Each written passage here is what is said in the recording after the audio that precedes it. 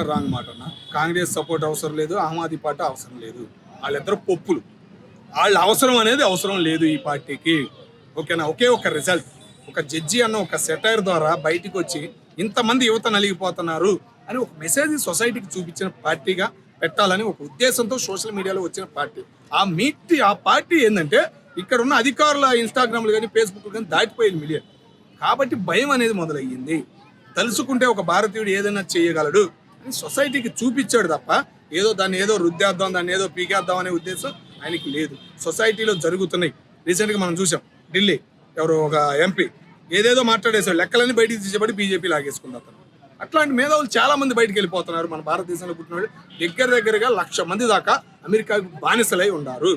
దానివల్లే మనకి ఆదాయం తగ్గుతుంది, మన రూపాయి వాల్యూ అనేది రోజు రోజుకి పడిపోతుంది అని కఠినమైన నిజాలు ఇంకా బయటకు తీయట్లేదు వీళ్ళు. అవన్నీ బయటకు వస్తాయనే ఒక ఆశతోనే అతనికి సపోర్ట్ పలికారు ఇన్ని కోట్ల మంది. లేకపోతే అతనికి సపోర్ట్ పలికే వాళ్ళే కాదు. కానీ నిజాలు బయటికి తీయట్లేదంటే అతడు కూడా భయపడిపోయాడు. అతడితో పాటు 4-5 సహాదారులు ఉన్నారు, వాళ్ళు కూడా ఈరోజు భయపడిపోయారు అన్న విషయం మాకు అర్థం. పాకిస్తాన్లో అంతమంది ఫోన్లు వాడేవాళ్ళు ఉన్నారు, మరి మన దేశంలోనే ఫోన్లు ఎక్కువగా వాడుతున్నారు తెలుసని. పాకిస్తాన్ కానీ బంగ్లాదేశ్ కానీ ఫోన్ వాల్యూ ఇంకా తెలియదు వాళ్ళు.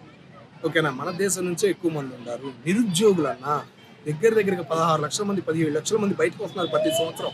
ఉద్యోగులకి మహా అయితే ఒక 5 లక్షలు 6 లక్షలు ఫిలవుతున్నాయి. 10 లక్షల మంది ఏం చేయాలి అర్థం కావట్లా. ఒక 5 లక్షల మందికి డబ్బులు ఉంటే బయట దేశాలకు పోతున్నారు. వాళ్ళ తెలివంతా అక్కడ ఉపయోగిస్తున్నామని బాధపడుతున్నారు అన్న ఉద్యోగాలు చేస్తా.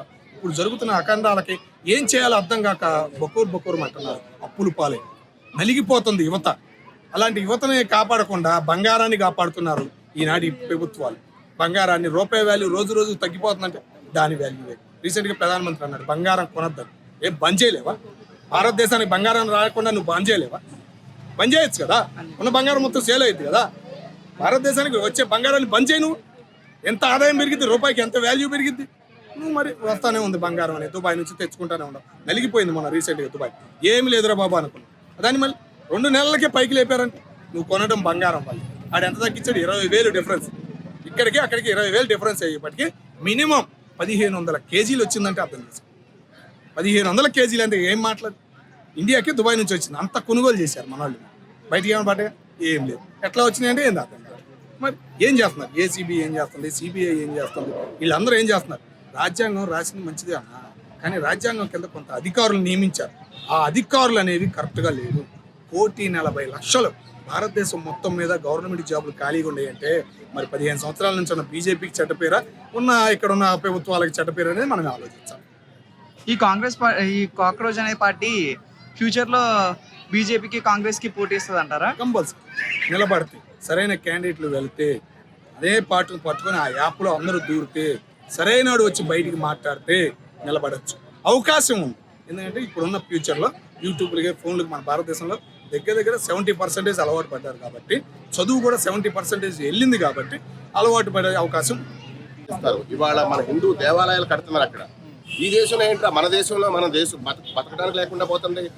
నా కొడకల్లారా పుట్టుకొక దేశద్రోహులు తయారవుతున్నారు. కమ్యూనిస్టులు అంతే, కాంగ్రెస్లు అంతే.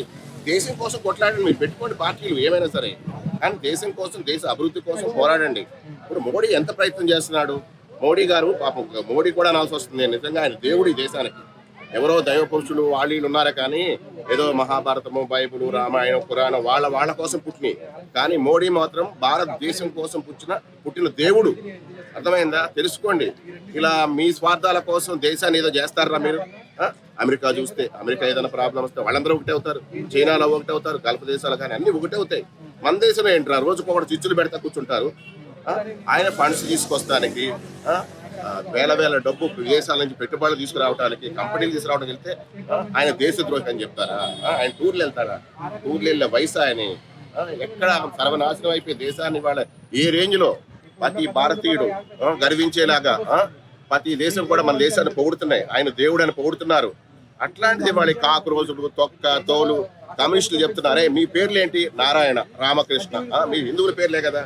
అలాగే క్రిస్టియన్స్ చెప్తున్నా, అజయ్ బాబు, విజయ్ బాబు, జోసఫ్ బాబు. జోసఫ్ అంటే ఓకే, అది క్రిస్టియన్స్ పేరు. అనిలు, సతీష్, ఈ పేర్లు ఏంట్రా హిందువుల పేర్లు కాదా? మీ తాత మొత్తాలు హిందువులు కాదా? మీరు వ్యాపారంగా బతుకుతున్నారు. మీరు దేశభక్తితో బతకండి, దైవభక్తితో బతకండి, మీ వ్యాపారాలు మీరు చేసుకోండి, మీ మతాన్ని మీరు చేసుకోండి, మీకు కాదంట్లా. అర్థమైందా? ఒక మతాన్ని, అదే హిందూ మతాన్ని. ఇప్పుడు ఎవడో హనుమాన్ విగ్రహం కూల్చాడు, చూసా నేను టీవీలో. హనుమాన్ విగ్రహం కోసం మేము తలుసుకుంటే మీ చర్చలు ఉంటాయా, మీ మసీదులు ఉంటాయా? సారీ, ఏం అనుకోవద్దు, హిందువులు ఉన్నా ముస్లిమ్స్ ఉన్నా మేము తలుసుకుంటే ఉంటాయా? మీరు టోటల్గా 15% ఉన్నారు, 5% క్రిస్టియన్స్, 10% ముస్లిమ్స్, 85% హిందువులు ఉన్నారు. గుర్తుపెట్టుకోండి దయచేసి. మేము కూడా మీలాగా తిరగబడితే, అర్థమైందా, మేము తిరగబడితే అసలు చర్చిలు కానీ మసీదులు కానీ భారతదేశంలో ఉంటాయా? అరే ఇవాళ పాకిస్తాన్ కూడా మారింది కదరా. ఒకప్పుడు మన దేశంలో మన హిందువుల పేర్లు ఉండే అక్కడ వీధులకి గల్లీలకి మొత్తం అన్ని స్ట్రీట్లకు కానీ ఏమున్నాయో అయ్యే పెట్టుకుని మన వాళ్ళందరూ కూడా ఇవాళ వాళ్ళు కూడా మారుతున్నారు. పాకిస్తాన్ లో కూడా మీ ఎంఆర్ఐ మీ భారతీయ అయితే భారతదేశంలో ఉండండి, లేదా విదేశాలు తెంగేయండి. అంతేగాని ఈ దేశాన్ని కానీ నాశనం చేస్తే హిందువులకు కూడా చెప్తున్నాను, భారతీయులకు కూడా చెప్తున్నాను, ఎవడవని దేశద్రోహం చేస్తే ప్రతి లంజా కూడా కొట్టండి, చావదేంగండి, ఏదైనా చేయండి. ఇంకా మారలేంట్రా కంప్యూటర్ యుగంలో ఆ దేవుడు ఈ దేవుడు ఈ మతము కాక్రోజులు గీక్రోజులు చూస్తున్నాను. ఇందాక కూడా చూసా. దేశానికి ఒకటండి, కాంగ్రెస్ పార్టీ అని పెట్టడం వల్ల వచ్చే లాభం ఏంటిది మనం ఆలోచించాలి. ఆ కాంగ్రెస్ పార్టీలో చేరిన వాళ్ళల్లో ఎక్కువ మంది యువత నిరుద్యోగులు ఉన్నారని చెప్పి అంటున్నారు. యువత నిరుద్యోగులు కావాల్సింది ఏంటిది అయితే ఉద్యోగాలు లేదా ఉపాధి అవకాశాలు. అంటే ఉపాధి అవకాశాలు అంటే అది బిజినెస్ పరంగా కానీ మరే పరంగా కానీ, సొంతంగా వాళ్ళు బిజినెస్ పెట్టుకుంటారా, లేక గవర్నమెంటే అప్పులు ఇచ్చేసి వాళ్ళని బిజినెస్ పెట్టుకునేలా చేస్తుందా, లేకపోతే గవర్నమెంట్ ఉద్యోగాలు ఇప్పిస్తుందా, లేక గవర్నమెంట్ కాకుండా గవర్నమెంట్ పరంగా కాంట్రాక్ట్ జాబ్లో ఏమైనా ఇప్పిస్తుందా? ఇవి మనకు కావాల్సింది. ఒక పార్టీ పెట్టడం వల్ల యువత అనేది పార్టీలకు అయితే రాదు.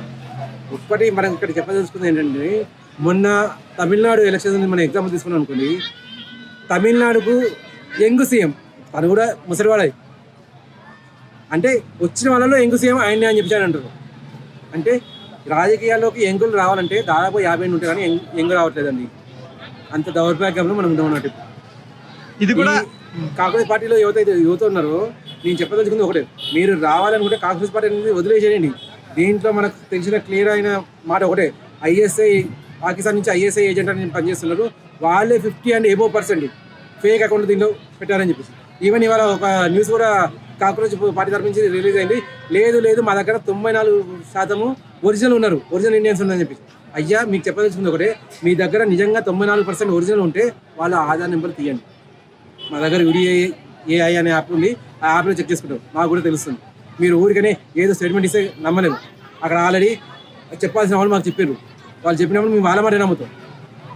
ఒక చోట అవినీతి జరుగుతుందంటే ఎస్ దాని ముందు నమ్ముతాం, లేదు అవినీతి జరుగుతుంది అభివృద్ధి జరుగుతుంది దానికి మాకు ప్రూఫ్స్ కావాలంటే ఆధార్ నెంబర్ తీయండి. ఆధార్ నెంబర్ తీస్తే మేము నమ్ముతాం. మీరు 94% ఉందంటే మేము అసలు నమ్మే ప్రసక్తే ఉండదు. ఇది ఫ్యూచర్లో అది కాంగ్రెస్ పార్టీ లాగా బీజేపీ పార్టీలా ఓ పార్టీలా ఏర్పడుతుంది అంటారా? ఏర్పడడం చాలా కష్టం అండి. ఇప్పుడు ఏ పార్టీ అయినా కానీ పర్సన్ అనేది కావాలి. ఇక్కడ ఏర్పడిన వాళ్ళు ఎవరున్నారు? నిరుద్యోగుల దగ్గర డబ్బు అనేది ఉంటే వాళ్ళు క్లియర్గా బిజినెస్ అనేది పెట్టుకుంటారు. దీన్ని ఏమేం చేస్తుందంటే, అంతకుముందుకు ఆప్లో పనిచేసిన ఒక అతను, ఆప్లో ఎమ్మెల్యేగా పనిచేసిన ఒక అతను, వీళ్ళు పాకిస్తాన్తో లింకులు కలుపుకొని అక్కడి నుంచి మెంబర్స్ అనేది పెంచి చూపించేసి జస్ట్ పబ్లిసిటీ మాత్రం చేస్తున్నారు. ఇప్పుడు ఆప్లో కేజ్రీవాల్ అని చెప్పేసి ఒకప్పుడు ఢిల్లీ ముఖ్యమంత్రి, ఆయన ఓడ్ అండ్ ఈవెంట్ అని చెప్పి వెహికల్ స్కీమ్ తీసుకొచ్చింది. ఆ స్కీమ్ వల్ల రోజుకు ₹1 కోటి లాభం వచ్చిందంట. కానీ తాను ఢిల్లీలో హోర్డింగ్స్ పెట్టింది 100 కోట్ల ఖర్చు అంట. ఢిల్లీలో హోర్డింగ్ నెలకు పెట్టింది 100 కోట్ల ఖర్చు. రోజు ₹1 కోటి వచ్చింది, 30 కోట్లు లాభం వచ్చింది. అంటే ఎంత నష్టం వచ్చిందని 70 కోట్లు. 70 కోట్ల నష్టం అనేది తను చూపించలేదు, కానీ ₹1 కోటి లాభం వచ్చిందని చెప్పి చూపించింది. అది ఈ ఆప్ వాళ్ళు తెలివి అన్నట్టు. వీళ్ళు ఏం చేయాలనుకుంటుంటే, కాంగ్రెస్ బీజేపీ కంటే పెద్ద పార్టీ అని చెప్పి చూపిస్తుంది. అయ్యా పెద్ద పార్టీ అంటే ఫండ్స్ ఎక్కడి నుంచి వస్తాయి? మీకు ఫండ్స్ చూపించండి. ఫస్ట్ ఫండ్స్ చూపించి రేపు మీరు ఎక్కడెక్కడ పోటీ చేస్తున్నారు దాని ప్రణాళిక చెప్పండి. పోటీ చేయడం వదిలేసండి, ఏ అభివృద్ధి పనులు చేస్తారు మీరు? ఇప్పుడు యువత మీ దగ్గర ఉంది, ఓకే, యువత వాళ్ళు పోటీ చేస్తారా? వాళ్ళు పోటీ చేయడానికి కావాల్సిన ఫండ్స్, ఒక నియోజకవర్గం పోటీ చేయాలంటే తక్కువ ఎమ్మెల్యే అనేటవాడు ఫీజు కట్టడానికి 10,000 కావాలి, 10 నుంచి 12,000 ఫీజు కట్టడానికి. 12,000 ఆ యువత తీసుకొస్తుందా? ఆ యువతలో దాదాపు 10% వాళ్ళకు 12,000 గగనం అయిపోతుంది తీసుకోవడం అనేది. ఎలక్షన్ ఖర్చు రావాలంటే ఎంత లేదండి, తక్కువ వేసుకున్నా కానీ మనిషికి ₹100, మనిషికి ₹100 ఇచ్చుకుంటూ పోయినా కానీ ₹1,00,000 నుంచి ₹10 లక్షలు ఖర్చు పెట్టాలి నియోజకవర్గానికి. 10 లక్షలు ఆ నిరుద్యోగ యువత తీసుకొస్తుందా? మరి ఎలా పార్టీ అని చెప్పి అంటారు దీన్ని? ఇదంతా ఆలోచించాలండి. ఫండ్స్ అనేది లేని ఏ పార్టీ కూడా ముందుకు పోదు. ఇది కేవలం నిరుద్యోగ యువత ఉంది అని చెప్పి చెప్పడానికి సరే బలం చూపిస్తున్నారు, మంచిదే. అందులో పూర్తి కాకపోయినా సగం మంది అయినా నిరుద్యోగ యువతని, ఆ యువతకు అనేది పనులు అనేవి కావాలి. అవి చూపించడానికి కేంద్ర ప్రభుత్వం నుంచి ఏదో ఒక దారి చూపిస్తుంది. ఆ దారి చూపించడానికి మనం ఒత్తిడి చేయాలి. అది మనం చేయాల్సింది.